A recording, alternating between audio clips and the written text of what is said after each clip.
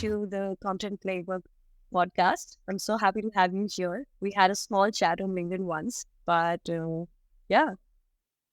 Yeah, now I'm here in the flesh for real. I was just telling you, I stung my hand yesterday, and so for everyone who's watching, know that under the table I have one normal sized hand and one enormous hand, which hopefully this gives me like superpowers, like radioactive wasp, and I become super wasp now. Yeah, this is so cool. This is like a typical example of, have you seen those Instagram memes where they have like their suits on and then there's just shots at the bottom? It almost feels like that, it's all professional above the table. But then once you go down, you've been put, you have this huge swelling on your hand and all of that. So this is really funny. But yeah, thank you so much for hopping on here and continuing to chat with me and record this short session. So let's dive right into it. And you're really popular for being like this known wolf in the marketing industry who's like a one-person marketing team. So, and I see a lot of questions around this in communities that have a lot of fun marketers and growth marketers. So for anyone who is in this position where they are just starting as either, the first front-end marketing hire for a small startup, or they're just transitioning from maybe a writing role to a marketing role, what do you think should be like the 30, 60, 90-day plan for that?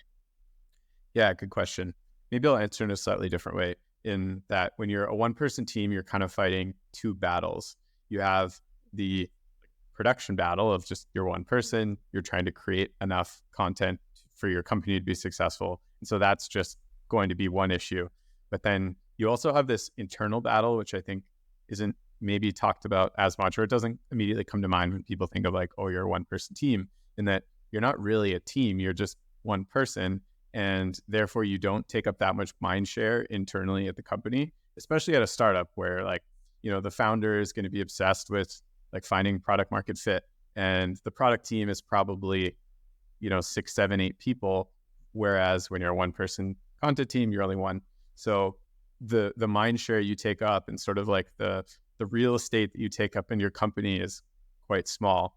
And so like before you even get to tactics, when you join a startup and you're the only marketing person or only content person, in my case, I've always been also the only marketing person. So it's not just content, it's also like product marketing, newsletter, like whatever, all that like logistical ops stuff. I have to handle that as well. So I think it's important to take the time to make sure you're creating that mind share internally. So for me, that normally looks like I'll create a Slack channel. I'll invite everybody in the company onto that channel, and I'll just like post things I'm working on, right? Every time we publish a blog, I'll share it in there. Or like if I record an interview with a customer for a case study, I'll share the raw recording and be like, oh, lots of interesting stuff in this interview. Just whatever I'm working on, I just try to share it super openly in the company. And then also when I first join, I meet with every single person, which I know some marketers do that. It's not everyone's personality maybe to like just set 30-minute meetings with everybody, but you're basically trying to create advocates within the organization, right? So meet with the designer, figure out like our product designer, for example, at Doc, Luke, he does our design for marketing as well, sort of when he has time. So I sort of have to compete for his mind share as well, right? So it's like meet with everybody, make sure that they know you exist, make sure that they know what you're working on, what you care about, and then just sort of continue to share results and things like that. So that's kind of my like one person marketing tip is before you worry about making stuff, make sure you like make an impression and get people's attention. In terms of then like 30, 60, 90-day plan, I sort of take a maybe 3-pronged approach. So the first is like create mind share for yourself. Second is to get your systems going. Like if you're a one-person team, you have to be incredibly good with the tools. You have to be incredibly efficient.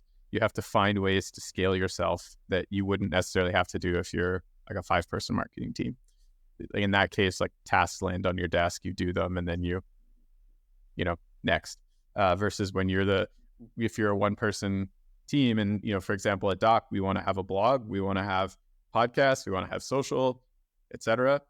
One person can't do all these things on their own just by sort of brute force.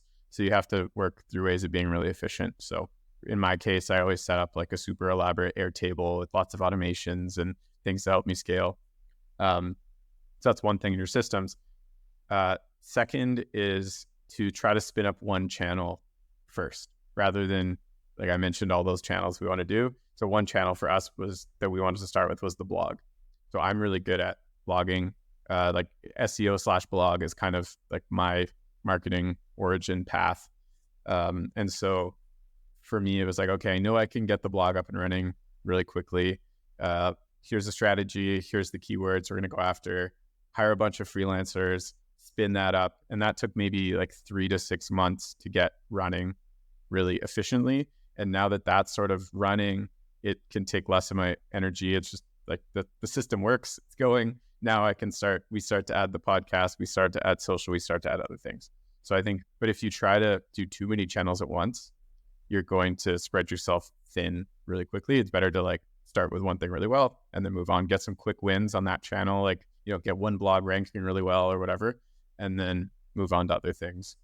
And then just like quick note on the end of that is that you do want to get some quick wins. I think it's very tempting when you're like a marketing lead of some kind. You want to have this really built out strategy, but you can't just be like, okay, here's what we're going to do for the next 3 months. It's been a month planning and take a really long time to get to those things. You really have to, your first day, you could be like, okay, well, this page on the website is clearly missing a lot of information. Like that would be a really quick win to just spin this page up, get it up, and then, that is there. So I think like, yeah, trying to, while you're planning, while you're strategizing, take like one day a week or 2 days a week for the first few months, just to make things and get things up and live, because live is better than, sitting in your head. Yeah, absolutely. So there's also this quote that says, done is better than perfect. Yeah. So I really try to live by that, and I try to push myself to, not overthink on things and blogs, and aiming basically for perfection, whether it's in a particular channel or a content asset. But the last point is really interesting, where you said that scale first channel, scale one channel at a go. So at Doc, it's just you, and probably you have a lot of support from your founders and your team members. But at the end of the day, it probably falls on you to decide what sort of campaign do you want to run next, or what sort of marketing strategy do you want to go for. For example, if we talk about, let's say, there was this wave that came in about thought leadership, that it's not a content type, it's a goal, and a lot of things. For example, companies are leaning more towards media-centric companies. They are producing more podcasts. They're going more video-first approach. So how do you decide what's like the North Star that you consider when planning for these marketing strategies? Or even if you want to talk about a particular channel, that on LinkedIn, this is what we go after, or these are the important things that we want to achieve? Or how does this goal setting happen?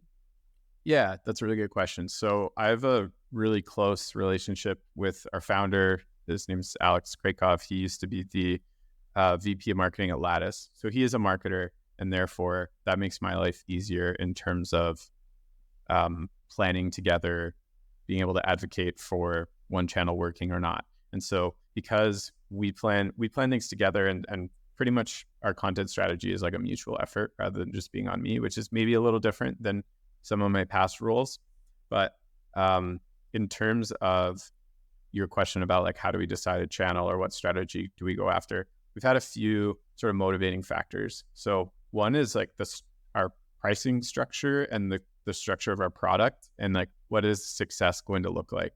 So our product right now is like $50 a user, and our typical accounts are going to be like 3 to 5 users on an account. Someday we'd love that to be 100, but right now we're going after like small mid-market companies, because that's sort of who we satisfy right now. And so when you do the math on like how do you become $1 billion company with $250 a month accounts or something like that, you're going to need a lot of accounts. And so that means that right away, SEO has to be a strategy for us, right? Where we need to get into like the tens of thousands of users, and we're not going to do that purely through like thought leadership, for example, or a podcast, right? So SEO is like one channel that we're like, that has to be there. Let's do that right away. But at the same time, through our sales cycle or our sales motion, we learned that,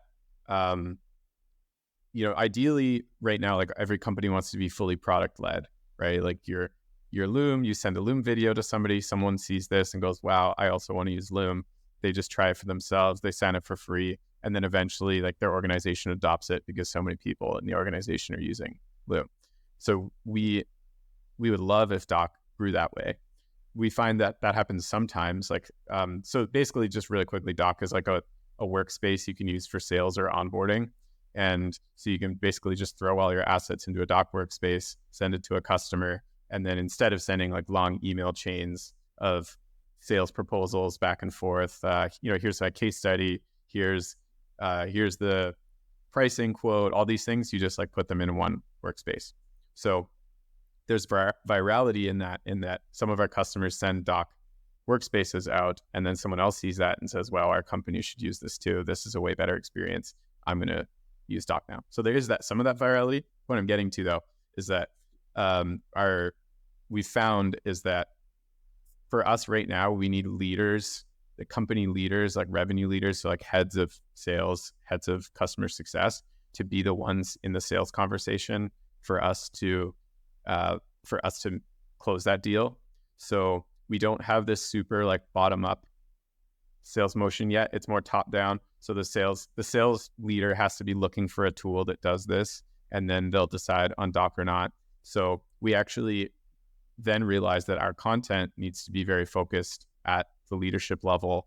Very like thought leadership is more important for us than like the how-to type content, like how to build a proposal. They're not that interested in how to build a proposal. They're interested in like, how do you get 100 sales reps to follow the same sales proposal like steps, or like how do you stop sales reps from sending out sales proposals that don't follow the pricing model you want to follow, right? So it's actually, if you took like a very product-led approach to the content and only did that, then it wouldn't be so, it wouldn't necessarily appeal to our target customer. So then we decided in our content strategy, even though we're doing SEO, we're going to focus everything talking to leadership.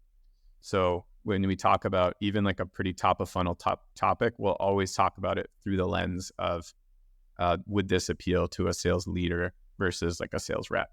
And so going way back to your question about strategy, like those are all the sort of mental steps we had to go through to get to like, do we do thought leadership or not? And the answer is yes, everything we do should have thought leadership. And like you said, it's not like a tactic or a channel. It's like, we're going to put thought leadership into our SEO. And so like SEO / thought leadership has been our one like big play so far. And then you talked about, building a media company or whatever. Now we're launching podcast. We just have launched a podcast. We're about 8 episodes in now. It's weekly. It's called Grow and Tell, and it's with revenue leaders. So it's leaders in sales, marketing, customer success.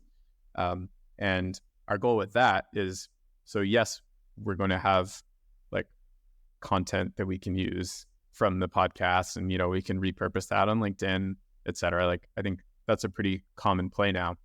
But also for us is that we're talking to the type of people who would make our ideal customers and are connected to our ideal customers. So just someone seeing that we talked to, our most recent example was like a head of sales at Facebook. Their audience sees that, we become legitimized in their eyes. Their very close network might be good, ideal Doc customers. And so it's as much of like a sales play as it is a marketing play. And so when you're really lean and small team like us, everything has to be able to serve like 2 or 3 purposes for us to be able to want to do it. And so the podcast, for example, is just, it checked lots of boxes of, it can be used for so many things, so many purposes. Even our sales team can then well, our sales team is also one person, but our sales team can also say, hey, did you see the latest episode with so-and-so? I think that would be really interesting to you. And that can be like a cold, like outbound tactic, right? So there's so many different ways we can use that. I know I went all over the place, but it was a big question you asked, so I gave you a big answer. Yeah, no, that's great. And I'm just so surprised that you also have like this one person handling the sales team. And when you look at it, Doc seems like a much bigger company at surface. For example, it's not just the fact that I am connected to you on LinkedIn, but otherwise too. If you look at freelance writers, they're talking about Doc. They're working for Doc. There's an active conversation around Doc as a client. When I see you, I know this is like this one person who's handling the entire marketing team. Now, when you're on the show, you're telling me that there's this one person who's handling the sales. And you also have a founder who supports you and your sales and who also bridges, this disconnect between marketing and sales. And it's so surprising because this disconnect exists not just, I think, in small companies, but even if you move up to mid to enterprise scale companies, a lot of companies internally have each or like both of these departments maybe functioning in silos, and there's rarely any connection between these teams. So it's I think it's incredible that being such a small team, you're being able to produce so much, not just the blog, but the podcast too. And so that's really amazing. And yeah, I actually think there's more disconnect at bigger companies than in a smaller company. So like, and it's funny because that's actually one of Doc's like content value props we talk about a lot, is that normally like sales is working in one tool, CRM, for example, marketing is working in their tool, customer success is working in like Intercom or Zendesk or something like that. And there's not a lot of overlap. And so that's like a really big organizational challenge that all these leaders face. And it's easier when you're like, our company is actually only 9 people, I think. We might be 10 people now. But like you said, we look like a bigger company. And part of that is our founders really like overinvested in people at the beginning. Like our only expense is people, really. Now we have a marketing expense. But like we do some LinkedIn ads and some Google ads and freelancers and things like that. But we have a very good designer, Luke, he was co-founded the company. So we're like very heavy on design, which gives you a big leg up, right? It really makes you more legitimate when you have really impressive like product design and website design. I was hired as content lead because like I'm good at being a one person content person. We have our sales rep, basically, his name's Andy. He also serves as customer success, basically, and he and our founders share that role. And so, and then we have like 6 people working in product. So it's, but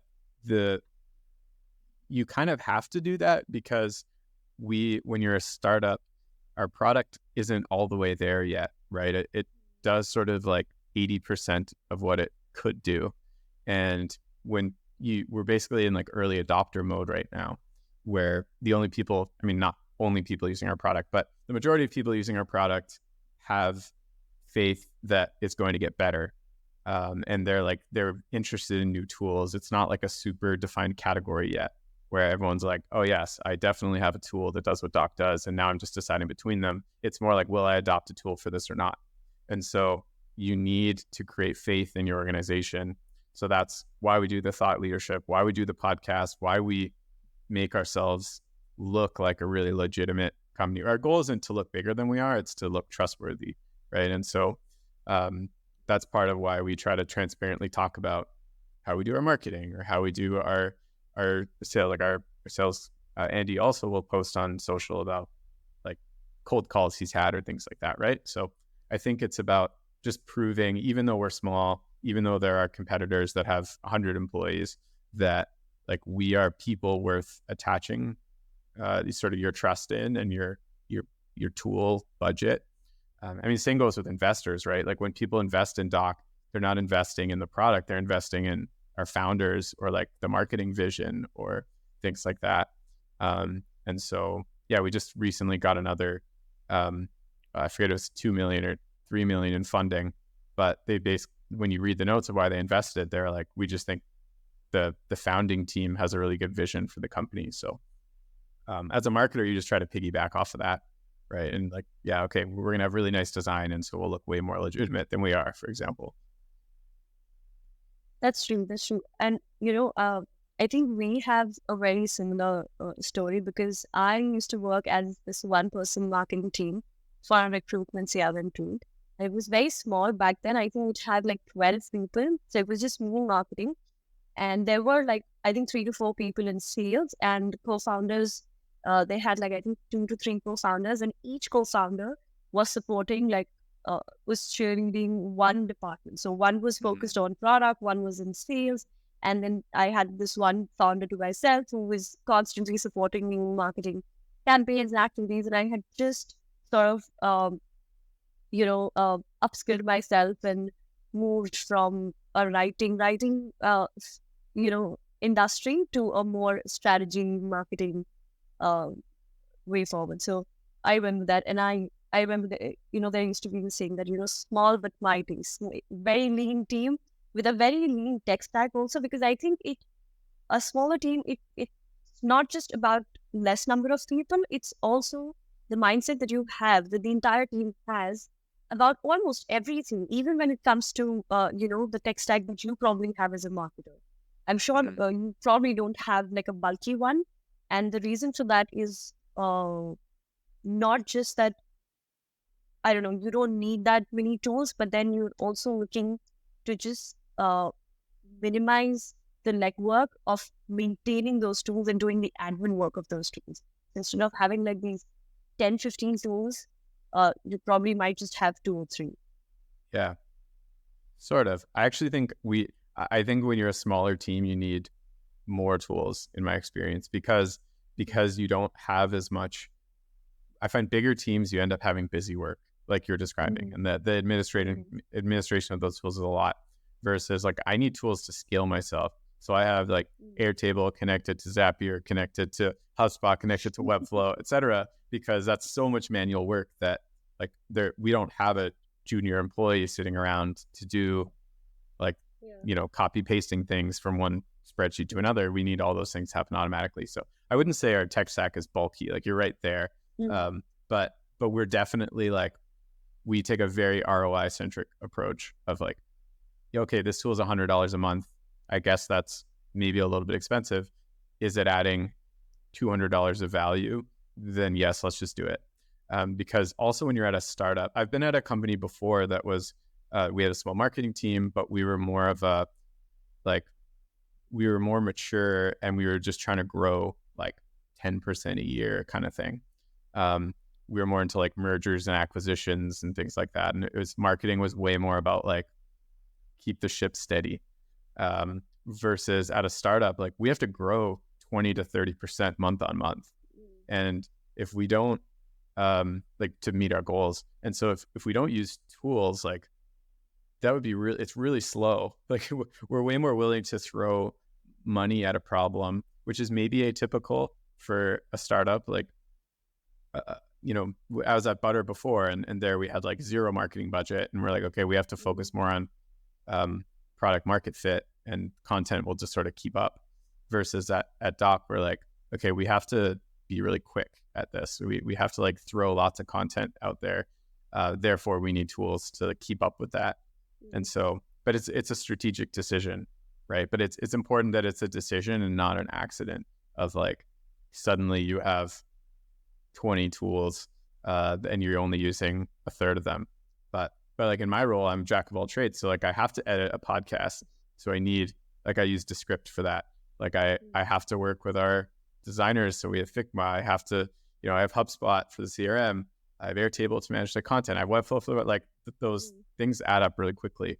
But we don't mind paying for them because we don't have that many other expenses. We only have 8 people. So it's like, we spend whatever a year, let's say $1 million max a year on salaries. Like, we can spend some money on tools, versus if you end up with like a 30-person company, plus, then you're really focused on like, minimizing other expenses because you have a lot of people. Yeah, true. And I think as long as your tools support and deliver on the ROI that you're expecting, that makes sense. So and that brings me to another question, which is so we talked a lot about content and the mindset and the mind shifts that you folks have at Dog. So I'm I'm hoping that you get a lot of content requests from internal teams, or like let me reframe it another way. How do you create your content calendar or content strategy? And when I say content strategy, it's I think let's just focus on the blog. So how do you set the cadence for that, or how do you balance? Because we spoke a lot about top of funnel and thought leadership and all of that. So how do you I'm imagining that Doc sits like at the intersection of both SEO and thought leadership, which is a very interesting combination. So, how do you decide the cadence, the frequency, or what topics to write on? And if you do get a lot of content requests from internal teams, even Yeah. though um, it's you're probably, I think, very, very connected to the sales team and the customer success team, but still. So, how do you manage those requests? And yeah, any tips for any content marketer or any strategist who's struggling to maybe say no to Yeah, content that's a requests? really good question. So, yeah, you're right that we have a very close relationship at Doc, and I feel like I don't necessarily have that problem. So, but I've definitely worked at companies in the past where, like that one I was mentioning before, it was like a 300-person company, and we like rebranded all the time. We had our sales team wanted things, um, our product team would launch new things, and like everything went through a tiny marketing team. Versus at Doc, like we have one salesperson, and he's like, it would be nice to have a case study. Can you make a case study? And I'm like, okay, I can make a case study. Like it's a way easier problem when there's only a few people. I think the advice that I would give for either situation though is to be really loud about what you're working on and your personal capacity. And you don't want to create a culture where people don't ask for things because you say you're too busy all the time. But if you are proactive on sharing like what it is you're working on and what you're delivering, people can get a better sense of that you're not just the department that posts memes on LinkedIn, right? That you're actually doing something. And so that might look different at different companies.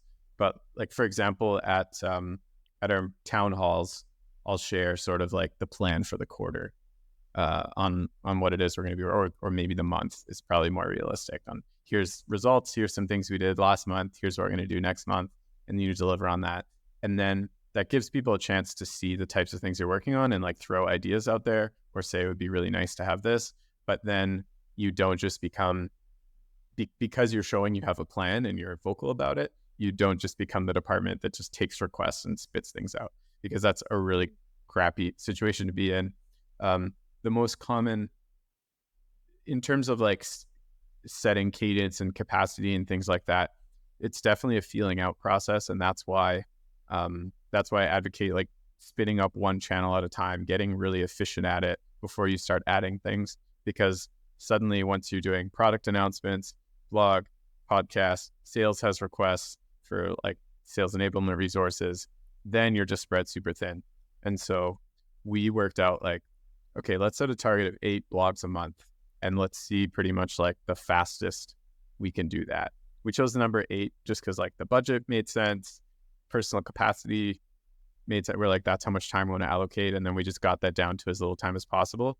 And then I can go to my founder or leader or like teammates and then say, okay, now I have capacity to add these other things. And then obviously when things take priority, you can slow that down or speed it up. Like, we say 8 blogs a month, but I think some months I did 6, and then the next one I'd do like 15 because I just like, I had time and I threw lots of things out there, and now I can slow down the next month and take on a new project. So it's a bit about like, it's okay to be flexible that way.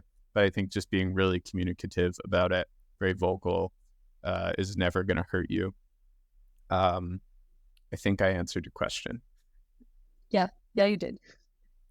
And okay, so when it comes to content, how do you aim uh, to create quality content and also sort of balance the content velocity? I know you work with freelance writers, but is there any idea behind that, that you know you want to produce really good content, especially when you're also including thought leadership there? So how do you you know balance that quality versus quantity? And given that it's only just one person in the back end, it's just you know. Yeah. So how do you think about that? Yeah. So I think I like to think of quality or quantity as like the target that with like a restriction on it.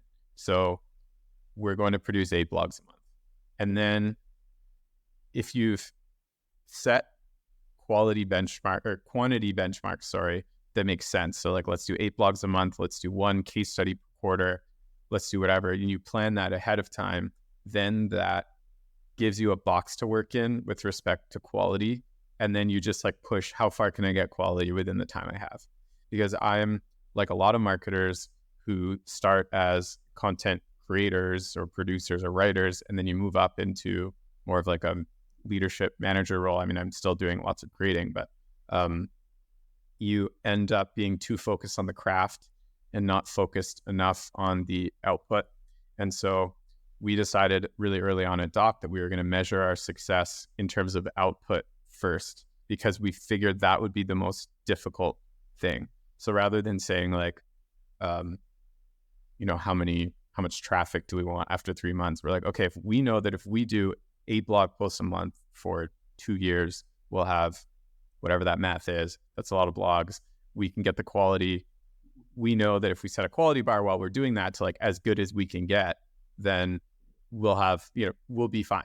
Right. And so, but I think my like weakness is that if I don't have those quantity benchmarks in place, then I'm going to spin my wheels forever on getting something from like 80% good enough to 99% good enough.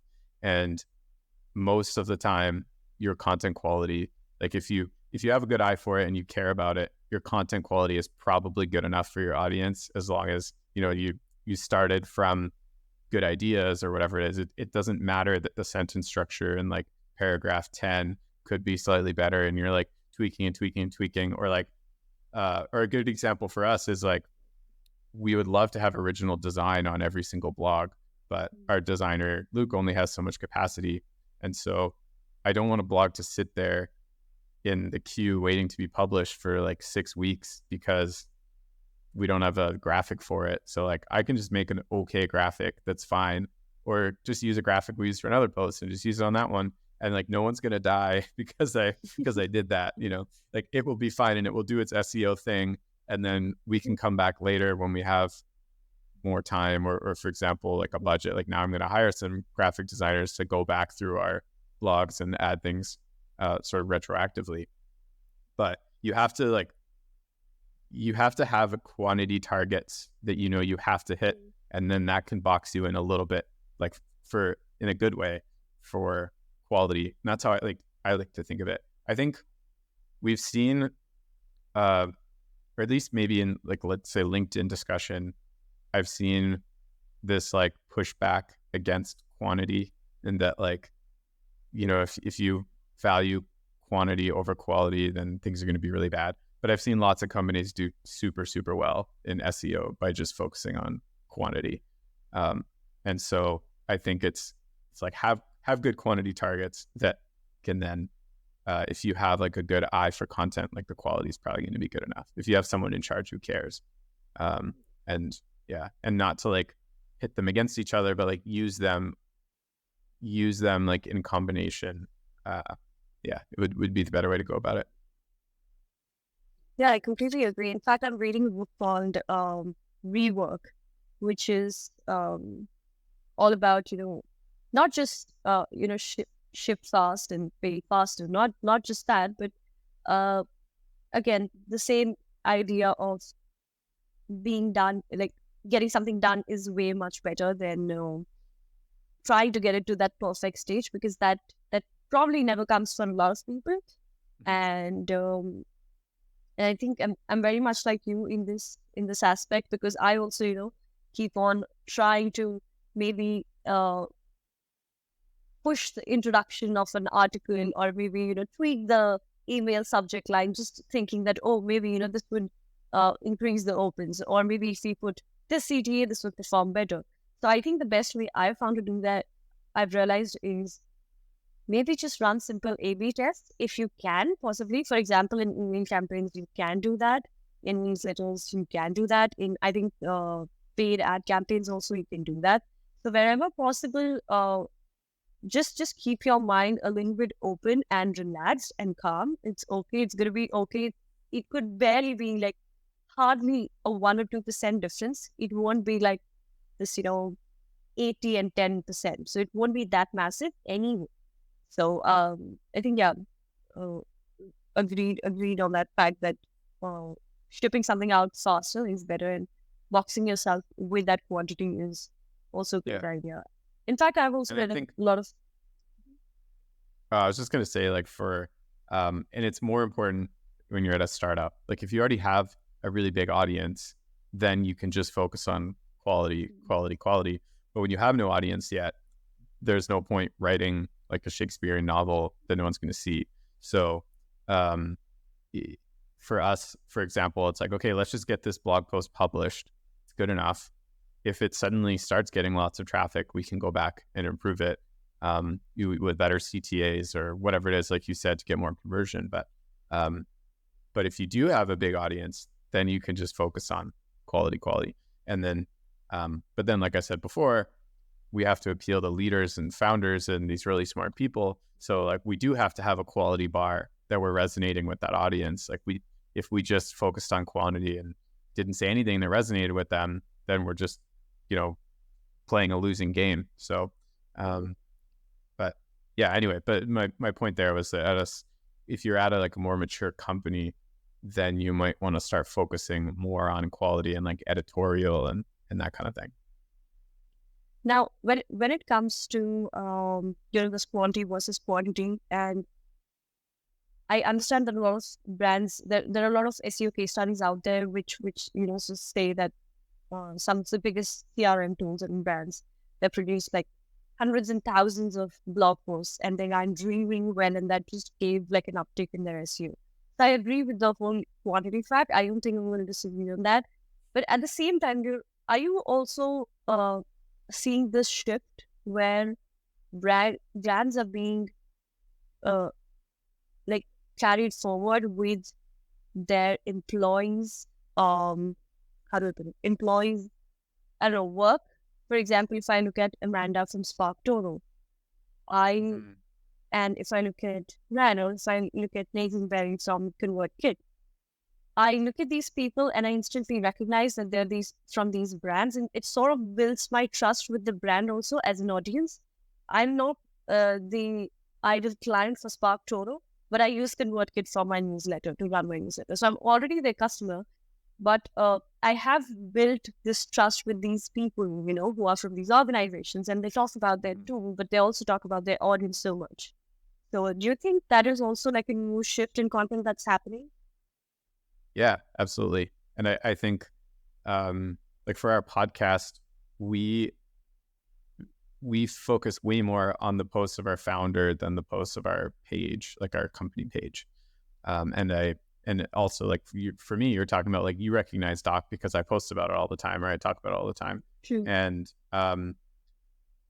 I probably wouldn't have done that in the past, maybe for some of my jobs. I think, yeah, I think there's way more value put on like the ideas coming out of a company, especially with startups. Like I said before, like you have to be confident that a tool that you're investing in that's like still kind of startup-y is going to go in the direction in a way that like it builds, they're building for you. And I think the best way of giving people the feeling of like this tool is being built for them is that their founders or employees are saying things that resonate with them and are like ring true to their experiences.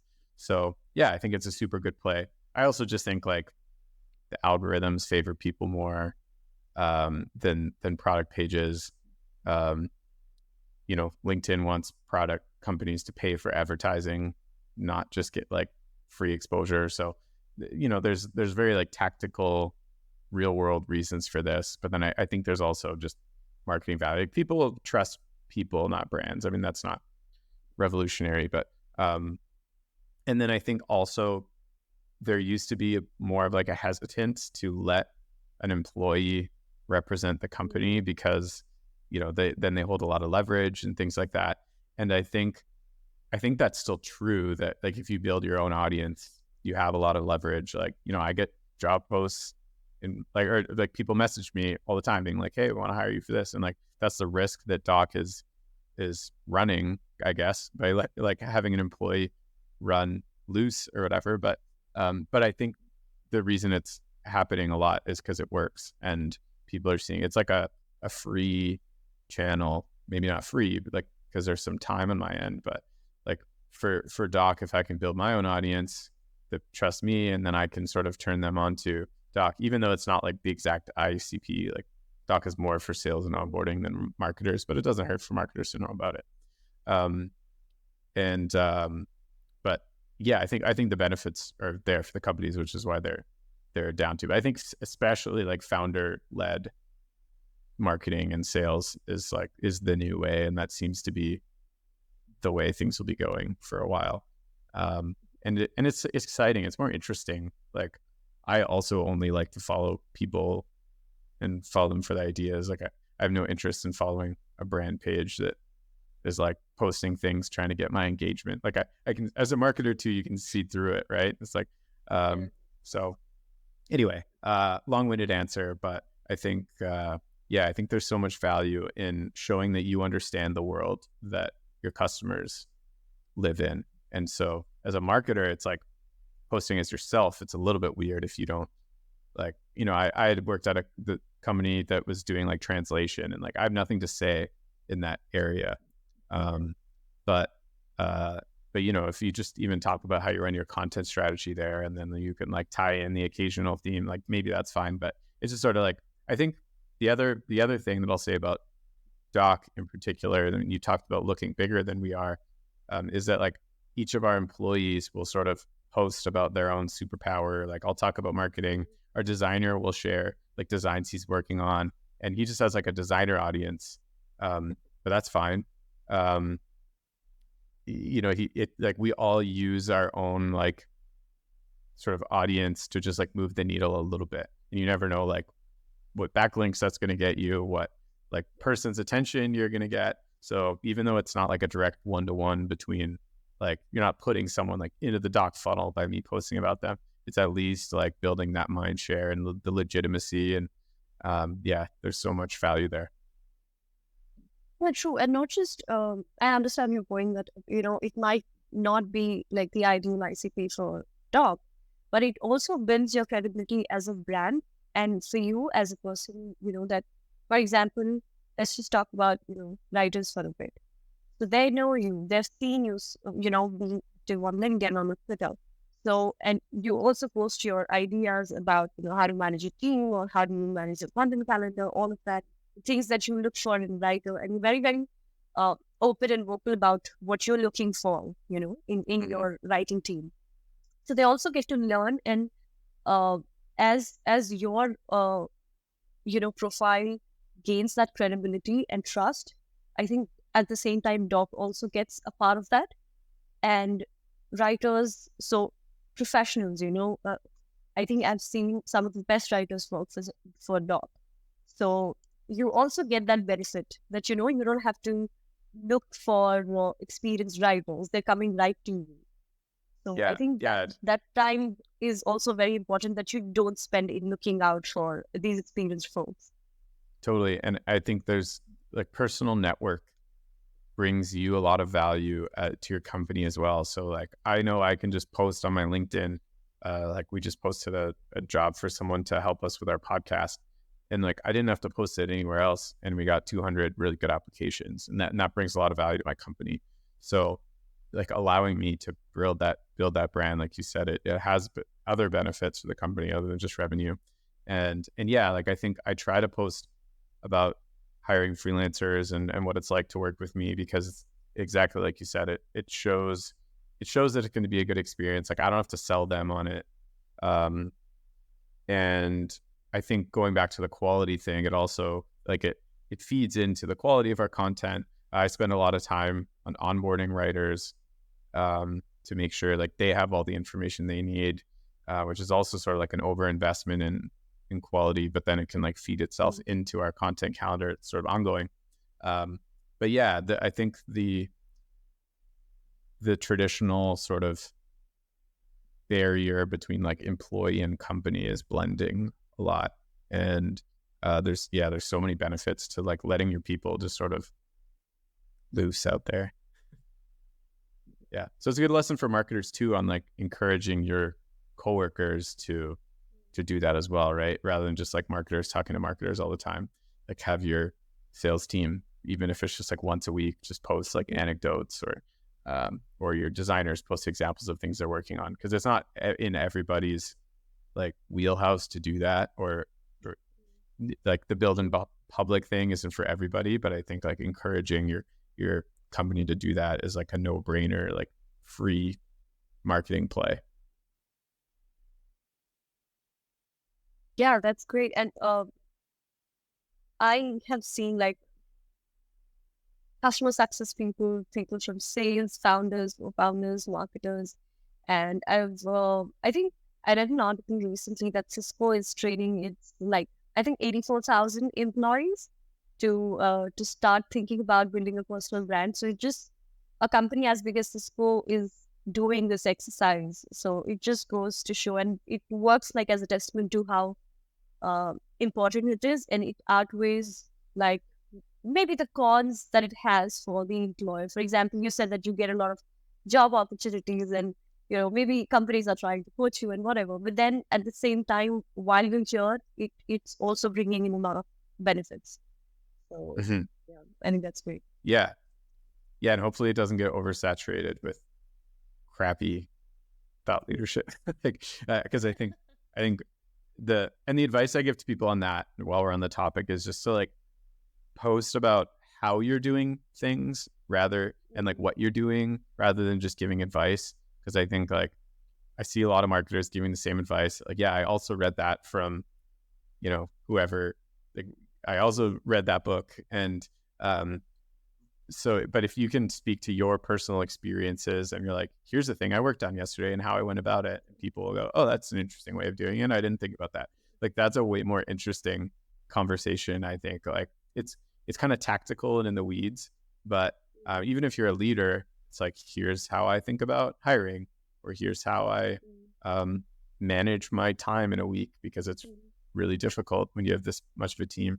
I think like the how questions are way more interesting than just this like hand wavy advice about marketing, or like talk to your ideal customer. It's like, okay, yeah, we know. Like, let's talk about like doing stuff. That's way more interesting. Yeah, and I think I wrote this in today's. So I send out my newsletter every Monday.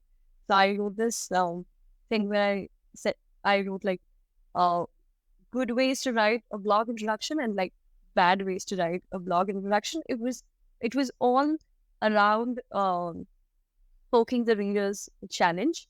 And when it goes like too much, and it's like, oh, so you're facing this challenge, so you've come here, and the reader goes, okay, I know that already. I don't want to be reminded again and again of my challenge, right?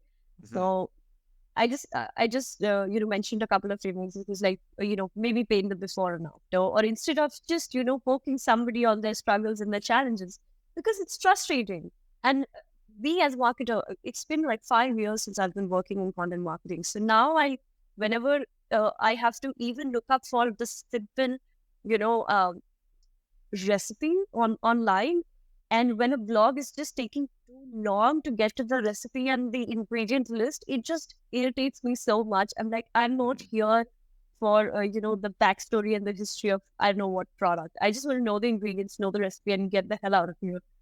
So yeah, that makes sense. And when you talk about posting on LinkedIn and building a personal brand, I think There's also one thing that dictates a lot of people's content strategy when it comes to personal brand is that uh, when you post more, feel good and sort of best practices or 1, 2, 3, 4, 5 sort of checklists, it's easier to drive that engagement.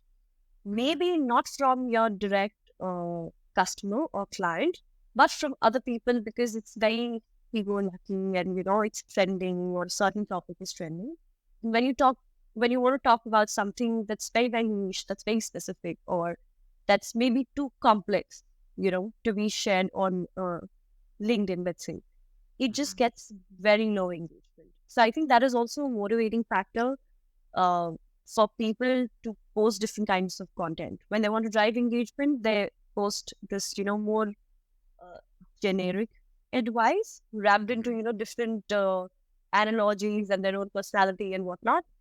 And when they talk about strategy and more tactical advice, it just gets lesser engagement. So I think that also impacts the creator somewhere.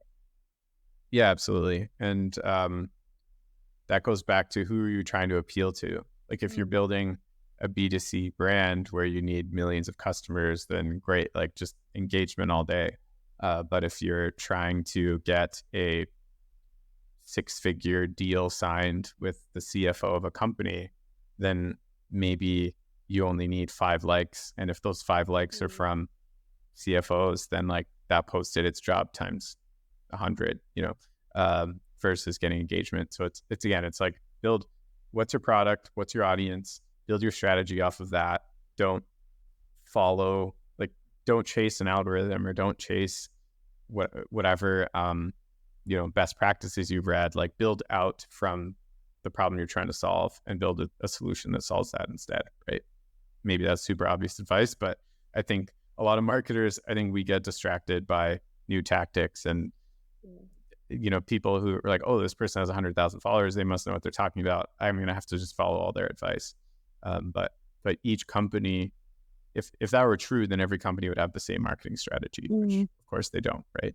And so, you have to, I think, and I got this advice recently, and I think it's very good advice, and that like to become a really good leader of any department, you have to become invested in in every other department as well. You have to be like a company leader, not just a marketing leader. So you have to understand like how does the product team work, like what is the sales process, all these things. And like the more you can learn about all that, then it informs your marketing strategy way better. So I actually think more marketers need to spend time learning things outside of marketing. Like you probably know 95% of what, like stop listening to this podcast. Just kidding. Go listen to a sales podcast. But like I'm only half kidding, because I think that's when you really start to take your knowledge from like, you're good at like marketing tactics versus like you can build a strategy out from like a new company or a new startup, especially as like a 1-person team. You need to become more knowledgeable about how all the other departments work. And like, so that's just some hand wavy advice for you. Just after I said I'm not going to do that, but I think it's true that like don't just like go super deep on marketing. Like you'll learn more about marketing by learning more about the rest of your company. No, that's great advice. That's not hand wavy. That's actually great advice.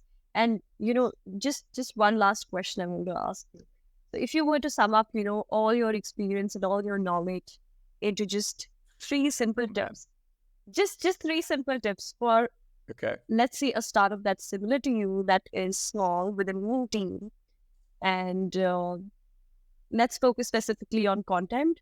What would be those 3 tips on creating good content as a small yeah, team? okay. 3 tips off the top of my head. 1, leverage your personal strengths. So if you are 1-person team, if you're very good at blogs, make blogs. If you're very good at video, make video, because just being a 1-person team is all about maximizing your time, your personal time. And so like, what can you get the best quality out of, the best quality and quantity combo? That's going to be focused on your strengths, which is why I focused on blog. I mean, you should be hired as a match to your company. This is already a long-winded answer. But I'm going to say like you should match the channel, make sure it's appropriate for the company, but also like your company should hire you knowing that. Like you should in the interview be like, I'm really great at blogs. We should do blogs. And they'll be like, okay, good fit. So anyway, channel, work on the stuff you're good at. Number two, what we were talking about before is, perfect is the enemy of done, or whatever the expression is. Go get things published, get them published quickly, focus on becoming efficient at publishing if you're a one-person team, and getting projects over the line rather than just focus like living in a quality world all day. Because then that's where like, pressure builds diamonds, as they say. That's where you start to really get your cadence by putting those like guidelines on yourself. Number three, I'm going to go back to my tip of like creating mind share within your company as well. It's very easy to have content budgets cut. It's very easy for them to lay off marketing teams. You have to like, and then you also need the buy-in from your team to create good content. Like you need your sales team to give you advice. You need to know what's happening in product land. So the more like relationships and mind share and knowledge the rest of your company has about your marketing efforts, and more you know about them, like the better your content's going to be, because you're just like a lone wolf otherwise. And so you need like your team is the company. And so that's maybe those are my 3 tips. I'm sure I missed something really good, but off the top of my head, that's 1, 2, 3. Yeah, those were amazing. No, absolutely. So I had a great time with you, and thank you so much for answering all of the questions. And I'm sure it helps out somebody out there who's watching or who's probably signed up to the newsletter. But yeah, thank you so much. Yeah, thank you. People can follow me on LinkedIn. I don't post all the time, but I try to be helpful on there, and trying to avoid Twitter now. X, a big X for Twitter. Yeah, it feels really weird. I kept on searching for the app, I think yesterday or today, and it just hit me. It was then my like socials icon, and it was like X, and what is this black X? And I was like, oh, it's Twitter. It's Twitter. Yeah. And so I just keep forgetting it's Twitter, and I don't know what they're gonna call tweet, like, I don't know. Yeah, Whatever super quick anecdote is like I actually met my wife on Twitter like way back, and so now it's going to be like telling our children or whoever someday, I'm gonna be like, we've been on Twitter, and they'll be like, Dad, it's called X. Like, you loser. Like, no one calls it Twitter anymore. Or they'll just be like, what is that? I've never heard of that. That website died in 2023. Yeah, anyway, cool. Yeah, super awesome chatting with you. Turns out I can talk forever. Surprise. I hope people got value out of this. If you did, send me a message, because I always like I like hearing from people, because you don't always know what resonates when you talk a mile a minute. So it's nice when people are say, hey, I really like the episode, and I like when you said this thing. And I try to do that too when people are on podcasts. I send them a message, and I think it makes everyone feel good. Yeah.